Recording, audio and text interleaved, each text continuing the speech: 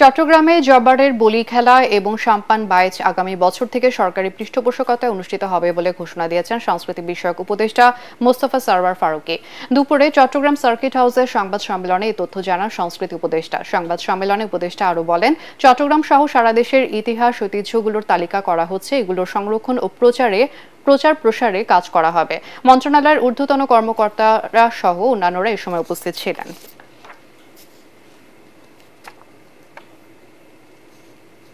জব্বরে বলি খেলা এখন থেকে আমাদের সংস্কৃতি মন্ত্রণালয় মানে বাংলাদেশের কালচারাল হেরিটেজের একটা ইম্পর্টেন্ট জিনিস হিসেবে আমাদের ক্যালেন্ডারের মধ্যে আমরা অন্তর্ভুক্ত করার সিদ্ধান্ত নিয়েছি এবং এই সাম্পান বাইচের সঙ্গে সংস্কৃতি মন্ত্রণালয় যুক্ত হচ্ছে।